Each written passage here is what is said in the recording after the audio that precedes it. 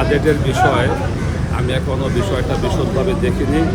আমরা দলীয়ভাবে পূর্ণাঙ্গ বাজেট নিয়ে পর্যালোচনা করে আমরা আমাদের প্রতিক্রিয়া ব্যক্ত করব।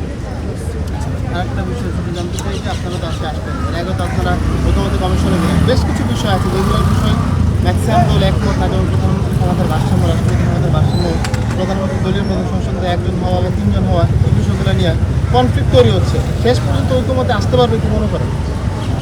আসলে আজকে যে বৈঠকের আয়োজন করেছেন প্রধান উপদেষ্টা এবং জাতীয় ঐক্যমত্য কমিশন, এখানে মূলত আমি যতটুকু জেনেছি যে সকল বিষয় সকল দল ঐক্যমত্য হতে পারে নাই, আজকে ওই বিষয়গুলোই আলোচনা করা হবে এবং আজকের মিটিংয়ে হয়তো চেষ্টা করবে সরকার যে বিষয়গুলো ঐক্যমতে পৌঁছার। তো দেখি মিটিংয়ে যাই কতটুকু কী পৌঁছা যায়, মিটিং থেকে বের হয়ে আমরা বলতে পারবো।